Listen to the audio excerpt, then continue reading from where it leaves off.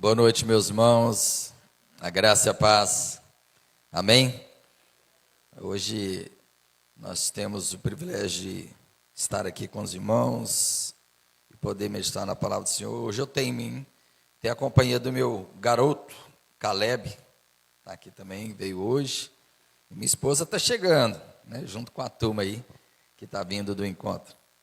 Meus irmãos, vamos abrir a palavra do Senhor na carta do apóstolo Paulo aos Efésios, capítulo 2.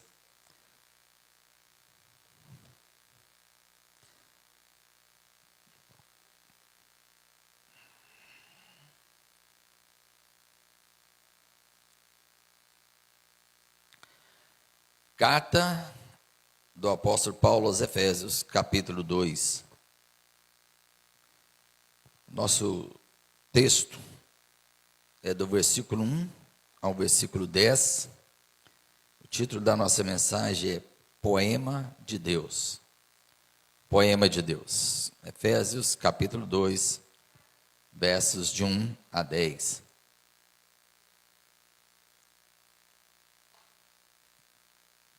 A palavra do Senhor nos diz: Ele vos deu vida estando vós mortos nos vossos delitos e pecados, nos quais andastes outrora segundo o curso deste mundo, segundo o príncipe da potestade do ar, do espírito que agora atua nos filhos da desobediência, entre os quais também todos nós andamos outrora segundo as inclinações da nossa carne, fazendo a vontade da carne e dos pensamentos.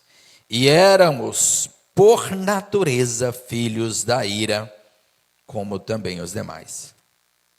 Mas Deus, sendo rico em misericórdia, por causa do grande amor com que nos amou, e estando nós mortos em nossos delitos, nos deu vida juntamente com Cristo. Pela graça sois salvos.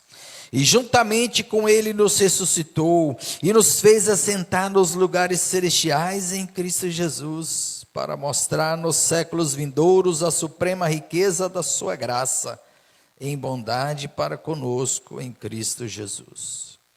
Porque pela graça sois salvos, mediante a fé. E isto não vem de vós, é dom de Deus, não de obras, para que ninguém se glorie.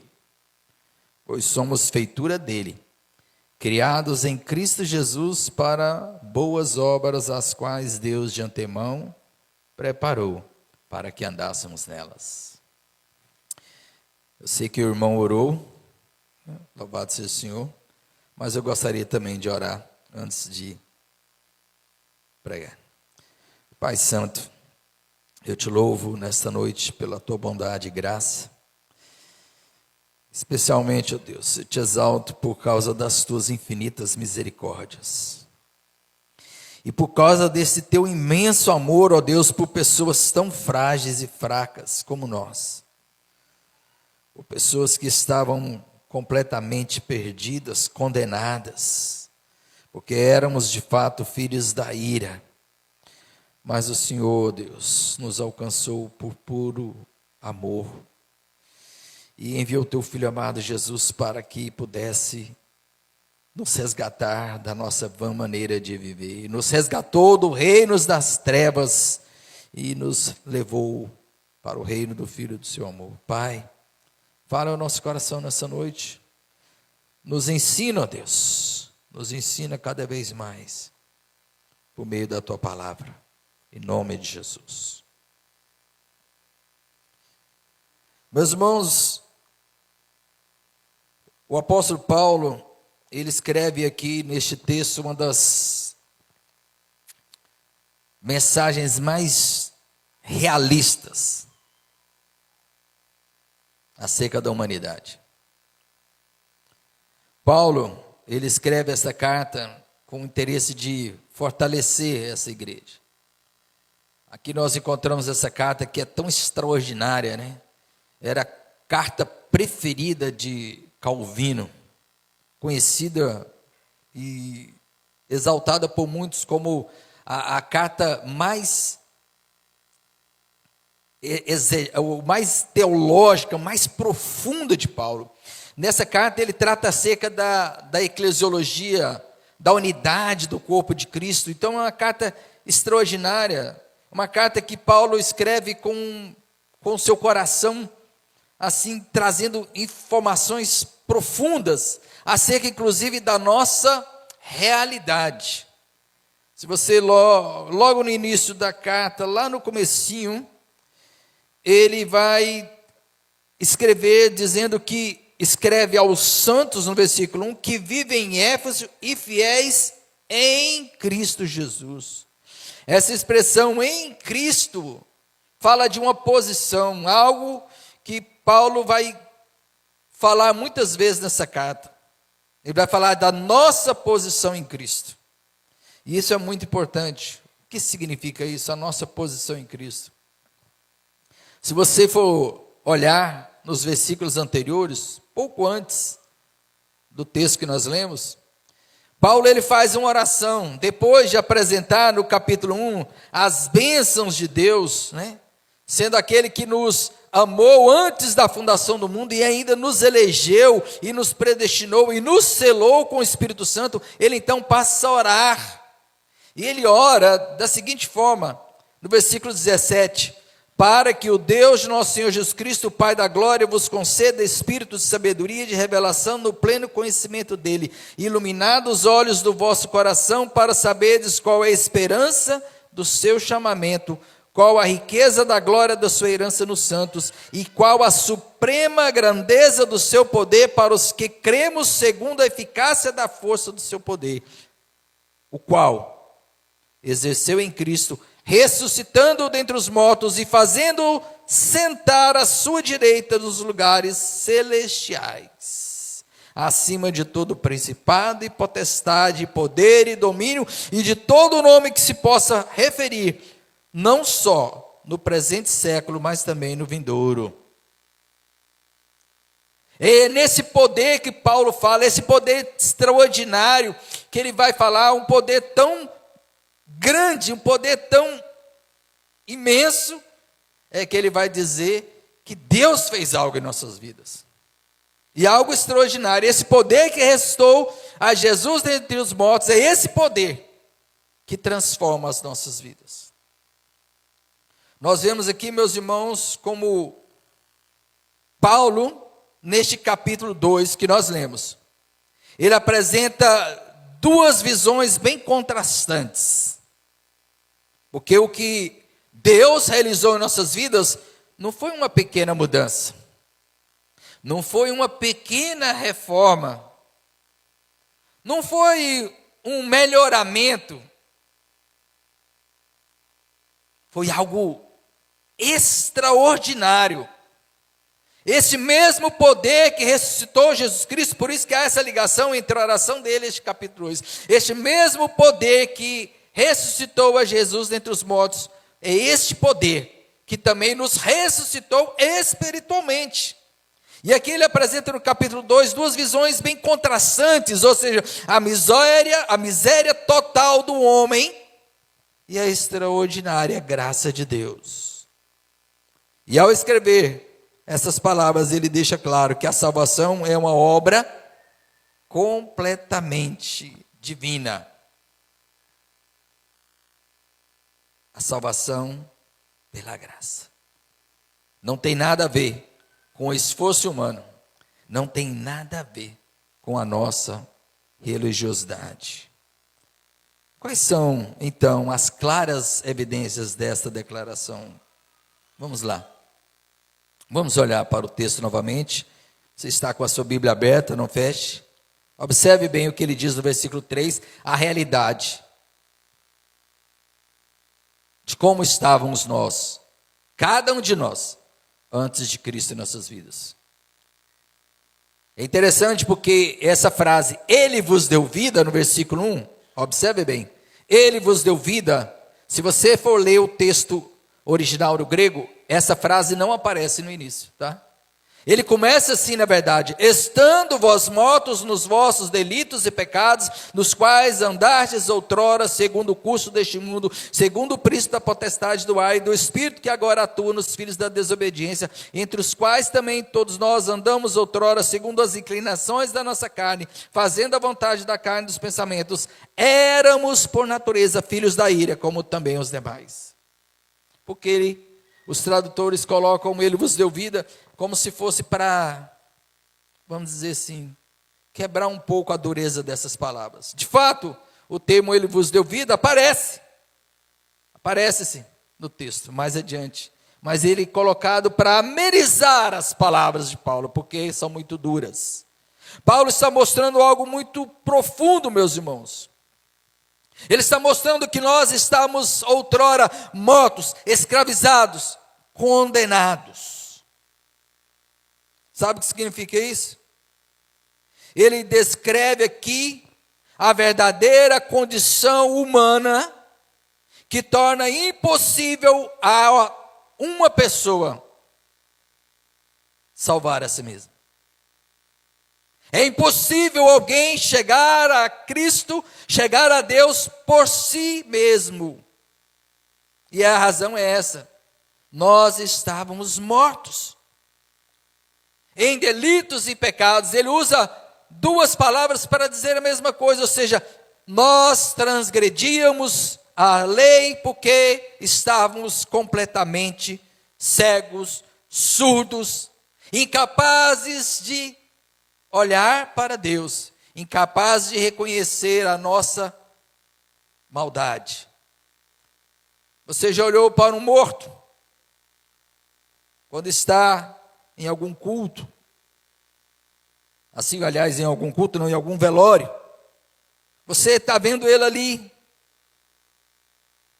seus familiares chorando, sua esposa chorando, se é um homem, seus filhos chorando, seus amigos chorando, todos chorando, mas ele está inerte, ele não se comove com o choro de ninguém.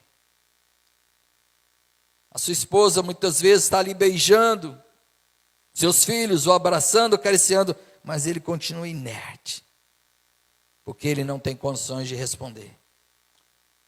Assim, um morto, ele não tem condições de dar nenhuma resposta, de ter nenhuma reação. E essa é a realidade que Paulo está mostrando aqui, que antes de Cristo, nós estávamos mortos. Você olha para o mundo, para as pessoas que estão andando pelas cidades, eles estão andando por um lado e por outro, andando pelas ruas, comercializando, negociando, todos nós, estudando, se divertindo, mas na verdade não passam de mortos-vivos, porque não tem condições de entender a realidade. Veja, porque eles estão andando simplesmente segundo o curso deste mundo. É a primeira expressão que Paulo vai usar aqui no versículo 2, nos quais andastes outrora, ou seja, antigamente. Vocês andavam como? Segundo o curso deste mundo, segundo os padrões deste mundo, segundo os valores deste mundo, segundo as paixões deste mundo, segundo aquilo que o mundo valoriza, mas que na verdade não agradam a Deus.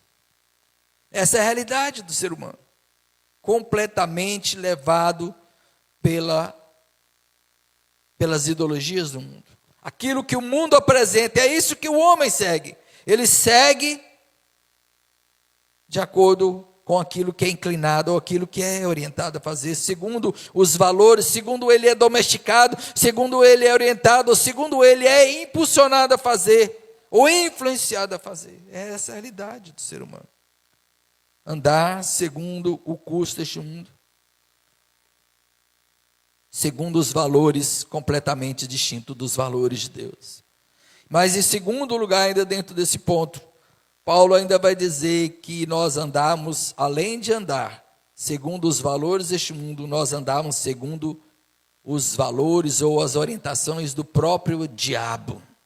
A expressão que ele vai usar é segundo o príncipe da potestade do ar, do espírito que agora atua nos filhos da desobediência. O diabo rebelde que se rebelou contra Deus, leva o homem, o ser humano, a se rebelar também, e a fazer aquilo que lhe agrada. E ele é mentiroso, o pai da mentira, e engana a humanidade está sendo direcionada pelos valores deste mundo, e esses valores deste mundo também estão sendo orientados pela influência do próprio diabo, que engana. Como diz o próprio apóstolo Paulo, o Deus deste século cegou o entendimento dos incrédulos para que não lhes resplandeça a luz do evangelho. Por isso que muitos estão sendo guiados pelo inimigo, seguindo aquilo que ele fala que é verdade, mas não é. Mas ainda há um terceiro fato, ainda há um terceiro ponto neste caso. No fato de que nós estamos mortos, andando também, isso aqui é interessante, porque ele fala do versículo 3, entre os quais também todos nós andamos outrora, ou seja, como filhos da desobediência, segundo as inclinações da nossa carne.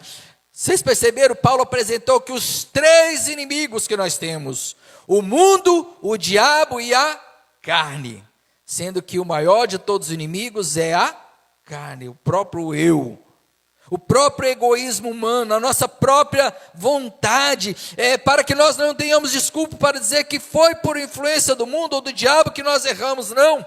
Ele vai dizer que nós também estávamos mortos, andando segundo as inclinações da carne, andando e fazendo aquilo que a carne desejava, a vontade dela, dos pensamentos. E o resultado de nós estarmos assim, caminhando segundo os valores do mundo, as influências do diabo e as próprias inclinações da nossa carne, da nossa vontade.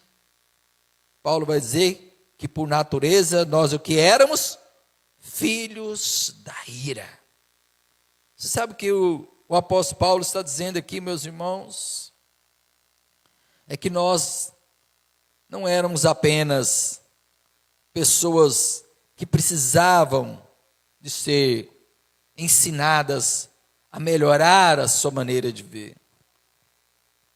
que precisávamos mudar algumas coisinhas, algumas mudanças, alguma reforma moral para nos tornarmos melhores, porque às vezes é isso que acontece. Você já teve a experiência de ir pregar para alguém, e quando de repente você está pregando para alguém, a pessoa, ela disse, mas eu sou uma pessoa tranquila, eu nunca matei, eu nunca roubei, eu não uso drogas, eu nunca traí a minha esposa, eu sou trabalhador, eu sou honesto. Só faltou ele dizer, só falta agora o Vaticano se reunir para poder pedir a minha canonização, porque eu sou bom demais. Às vezes, o ser humano ele está tão cego, ele não percebe que está morto, que ele se acha uma pessoa boa. Mas Paulo ele vai mostrar a realidade. Nós estávamos mortos. E sabe qual é o resultado disso? Nós éramos filhos da ira. Alguém chegou num pastor e perguntou, pastor, será que existe alguma coisa que eu faça de errado que vai me levar para o inferno? E ele disse, não, meu filho. Para ir para o inferno, você não precisa fazer nada. O ser humano não precisa fazer nada para ir para o inferno. Paulo é claro em dizer que nós éramos, por natureza, filhos da ira. Estamos debaixo da ira de Deus. O homem já nasce condenado. Ele não será condenado, ele já está condenado.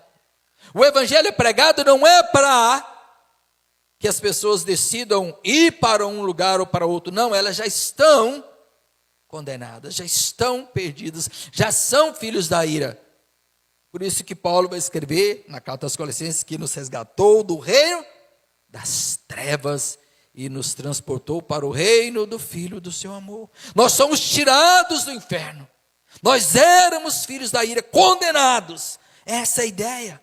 Aqui está, claro, a depravação humana.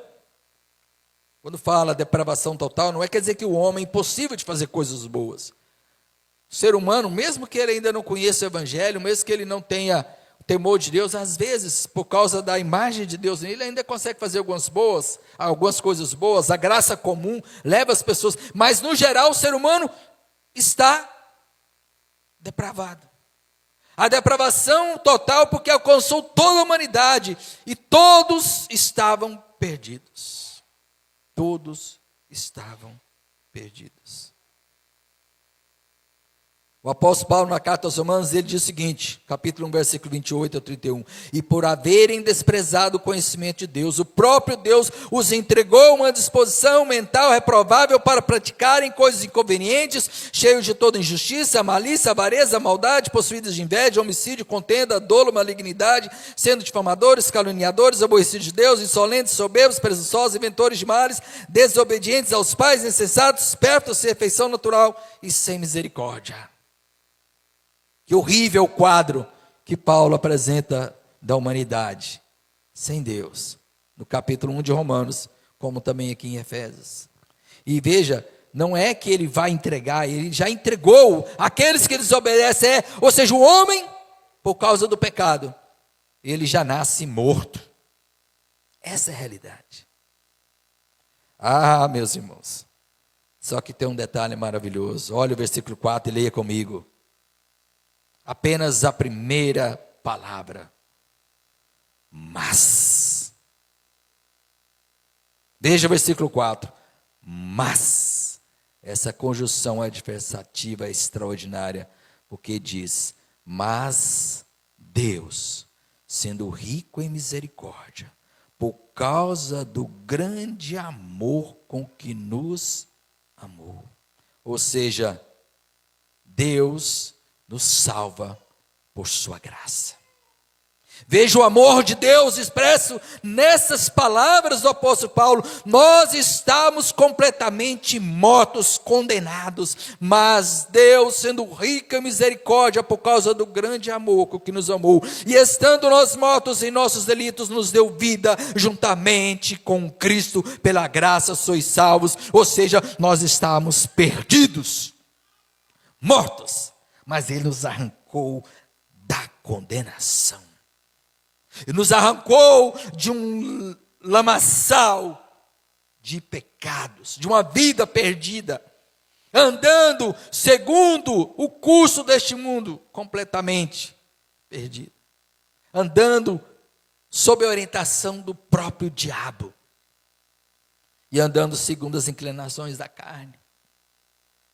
Éramos por natureza filhos da ira, mas Deus, sendo rico em misericórdia, nos arrancou de lá e nos trouxe agora, e nós agora estamos em Cristo. Essa expressão, como eu disse lá no começo da carta, ele menciona aqui, e ele nos levou para juntamente estar com Cristo, nos deu vida juntamente com Cristo, nos levou exatamente para o outro lugar. Por isso ele vai dizer: pela graça sois salvos. E o versículo 6 diz: e juntamente com ele nos ressuscitou e nos fez assentar nos lugares celestiais em Cristo Jesus. Nós não estamos mais perdidos, nós não estamos mais no inferno, não somos mais filhos da ira. Isso aqui é extraordinário, que mostra quão maravilhoso e quão poderoso é o amor de Deus, meus irmãos. Deus nos deu vida. Aqui está a maior prova. Aquilo que o próprio Jesus diz, que Deus enviou o seu Filho ao mundo para nos salvar, nos dar a vida eterna. Aqui está expresso este amor tão conhecido, deste maior versículo conhecido da Bíblia, né? Deus amou o mundo de tal maneira que deu seu Filho unigênito, para que todo aquele que nele crê não pereça, mas tenha vida eterna.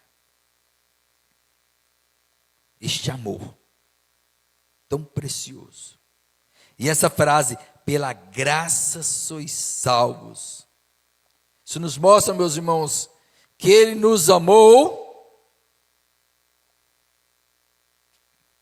E nos resgatou, não porque éramos bons, não porque ele olhou para nós, mas esse camarada é tão gente boa, camarada tão esforçado, esse irmão Gilson, esse Gilson é uma pessoa muito boa, uma pessoa legal. O Pedro, não, ele é tão bonzinho, vai ser um ótimo músico. Não foi por isso, meus irmãos. Não foi porque ele olhou para nós, não. Porque Paulo, quando escreve em Romanos 5,8, ele diz que ele morreu por nós, quando nós ainda éramos pecadores. E ele nos elegeu nele antes da fundação do mundo, sem que nada tivéssemos feito. Foi por graça. Por isso que é graça. Graça é um favor imerecido. Nós não merecíamos a vida eterna. Nós não merecíamos a salvação, mas ele diz aqui, e juntamente com ele nos ressuscitou e nos fez assentar. Para quê, meus irmãos? Por que Jesus fez isso? Por que Deus fez isso? Está claro no versículo 7, o motivo dele ter nos salvado e nos resgatado, nos arrancado do lamaçal, nos arrancado do inferno para nos levar para a sua glória. Está aí versículo 7, para o quê? Para mostrar nos séculos vindouros a suprema riqueza da sua graça em bondade para conosco em Cristo Jesus. Foi para mostrar o quão glorioso ele é nos séculos vindouros, para que todos pudessem olhar para trás. O mundo inteiro, o universo inteiro, o cosmos inteiro, e perceber quão maravilhoso é este Deus, que pela graça nos salva. Porque pela graça sois salvos. E é tão maravilhoso que ele continua, não é? Observe bem. Ele continua. E isso não vem de vós, como se dissesse, nós somos salvos mediante a fé, mas até a fé é ele que nos concede. Porque se não fosse o poder do Espírito Santo em nos transformar, em nos regenerar, em nos capacitar a crer, nós não teríamos essa fé. É pura obra de misericórdia, não é por algo que eu tenha feito, mas por causa da sua graça. Segundo lugar, meus irmãos, é isso que Paulo diz, é pela graça. Terceiro, não é uma obra humana, não tem nada a ver com a ação humana. Se já não bastasse Paulo deixar claro no versículo 8 que é pela graça, inteiramente por ela, que nós somos salvos por ela, e ele reforça aquilo que ele falou no versículo 5, no 8, pela graça. Ele vai dizer que pelas obras não há perdão, não há.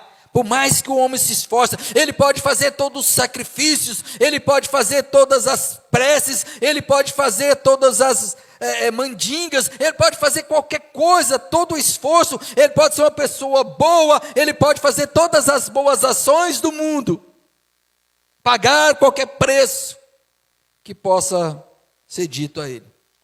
Mas o texto diz claramente aí, no versículo 9, não de obras para o quê? Para que ninguém se glorie.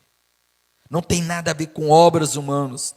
Paulo sabia muito bem o que ele dizia aqui. A sua experiência religiosa foi a experiência de um homem que podia confiar em si mesmo. Veja, se você for ir lá ao capítulo 3 de Filipenses, Paulo vai escrever algo extraordinário. Eu falo assim, olha, tem muitos por aí que se acham especiais, se acham pessoas muito boas, são os cães, cuidado com os cães. Eles se acham muito bons, está lá no capítulo 3 de Filipenses. Mas se fosse para confiar na carne, eu poderia confiar muito mais, sabe por quê? Eles se afirmam herdeiros porque são hebreus, mas eu sou hebreu de hebreus. Eu sou da tribo de Benjamim, ou seja, uma tribo que não se misturou.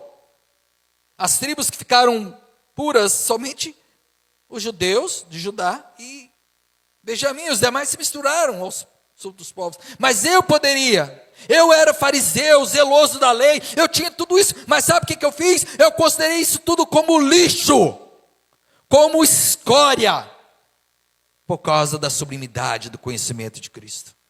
Isso não tem valor algum para mim.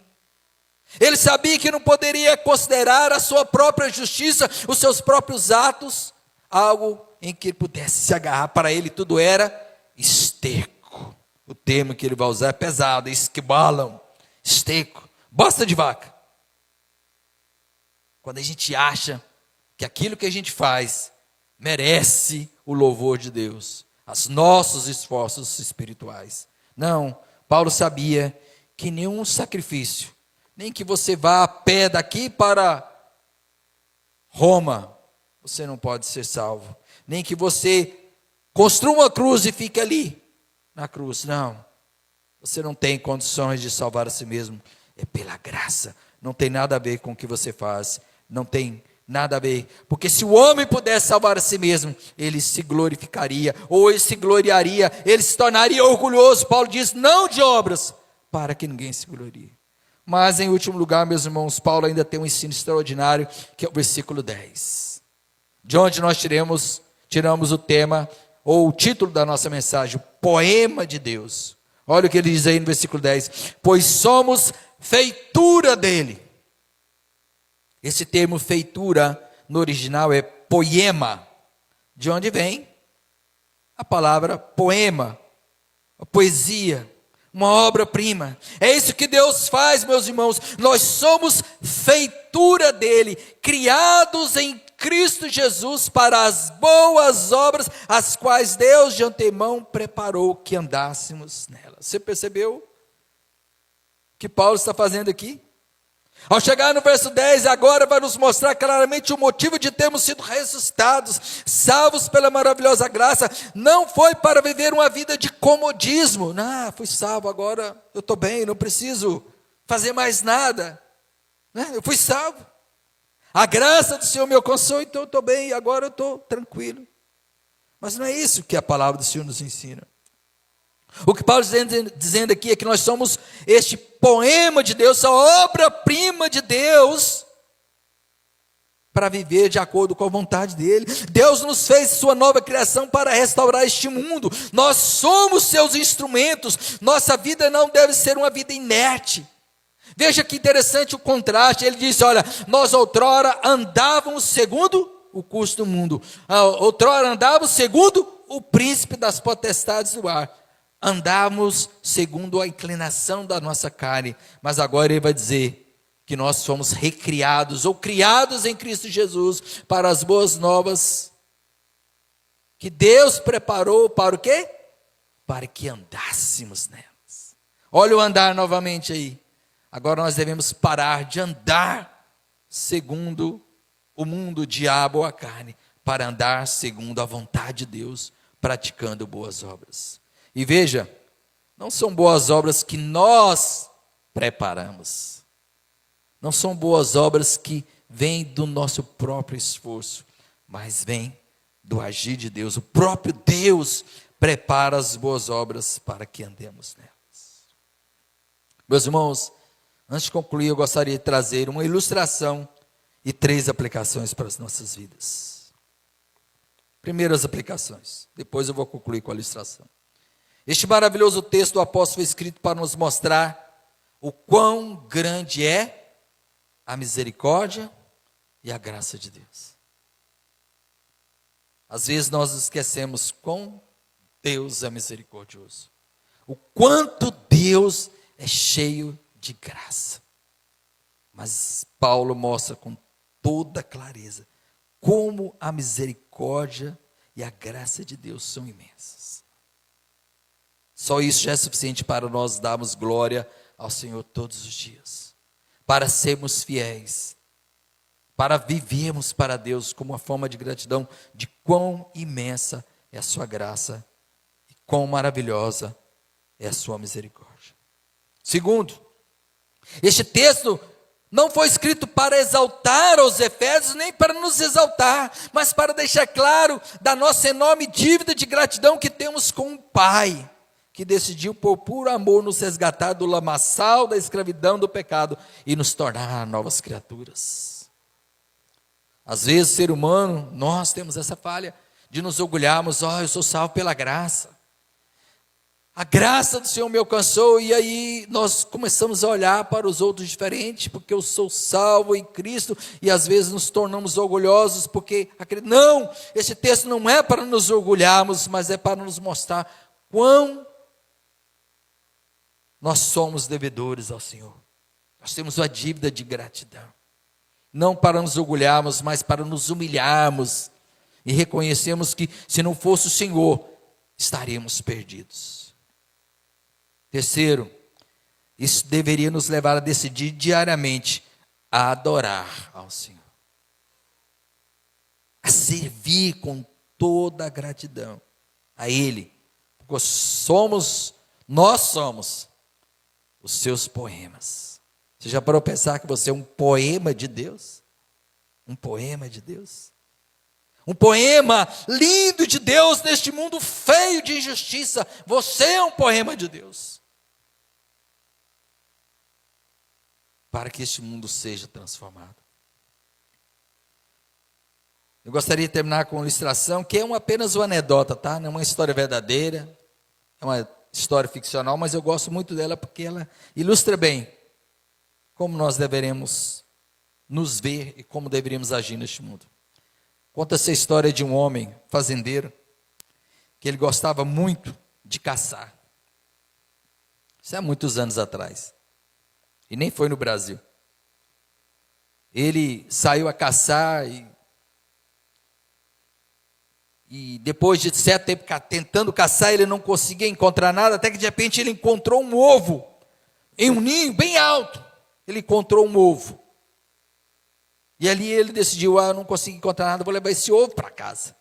Pelo menos eu tenho um ovo para comer. Mas quando ele estava já voltando para casa, carregando o ovo, pensando, eu vou fritar esse ovo, pelo menos tem algo para comer. Ele viu um coelho, matou o coelho e falou, agora, já que eu estou aqui, levou o coelho para assar e decidiu, vou colocar esse ovo junto com os demais ovos aqui, já estou com a galinha chocando e começando a chocar, e colocou aquele ovo ali. E depois de um tempo, os ovos começaram a chocar, a se abrir, os pintinhos começaram a nascer, e esse ovo que ele tinha levado também chocou, e nasceu um bichinho bem diferente. Enquanto os outros pintinhos amarelinhos ali começaram a ciscar e a andar, aquele também começou junto, só que ele era um pouco diferente. E foi passando o tempo, eles foram crescendo, e uns foram se tornando uns galinhos, já uns franguinhos, outros umas galinhas, e o outro foi crescendo e não parou de crescer, se tornou ainda maior, com as asas maiores, e ele era um animal totalmente diferente, mas ele passava o tempo todo ali ciscando e comendo lixo, como os demais, né? Como os demais bichinhos, como os demais franguinhos e franguinhas. Aí uma certa vez, passando ali perto daquela fazenda, um biólogo, um conhecedor da natureza, dos animais, e ele teve que, o carro dele deu defeito, e foi lá na fazenda buscar ajuda. Quando ele viu, ele falou, mas o que essa águia está fazendo aqui? O fazendeiro, o quê? Essa águia está aqui, junto com as galinhas, comendo lixo, comendo bichinhos. O que essa águia está fazendo aqui? Ele, eu nem sabia que você era uma águia, isso aí faz muito tempo. Aí contou a história para ele, ele falou assim, não, a águia não pode, a águia não anda com as galinhas, a águia é um animal que tem os voos mais extraordinários, que voa às maiores alturas. Lembre-se, é uma ficção, tá? Mas aí ele falou assim, não, eu não concordo, essa águia ela precisa voar. Não, esse animal não voa não, é claro que não, ela foi criada com os pintinhos e só ciscava no lixo. Ele, não, eu vou fazer essa águia voar, e pegou aquela águia e levou para a montanha, e lá ele tentava voar, e fazia todo esforço para a águia voar, abrir as asas dela, mas ela não entendia nada, até que ele teve uma decisão radical, falou, não, essa águia vai voar, porque ela foi criada para voar, e ele pegou aquela águia, subiu a um precipício, bem alto, e jogou lá de cima, e a bichinha foi caindo, ela já estava ponto de se espatifar no chão, quando ela, então, não tinha outro recurso, começou a abrir as asas e começou a planar, veio um vento forte e a levou, e ela começou a perceber que aquelas asas enormes que ela tinha poderiam ser movimentadas, e ela começou a voar, e daqui a pouco ela foi voando e voando e voando, e foi subindo às maiores alturas, e então ela percebeu que ela poderia ser aquela para a qual foi criada, uma águia. ela poderia voar às maiores alturas, ela não precisava mais ficar embaixo, olhando e comendo lixo, comendo bichinhos. Meus irmãos, Deus nos criou, nos recriou em Cristo, fez de nós seus poemas, não para que a gente fique preso no pecado, para que a gente fique chafurdado no lixo, na lama, comendo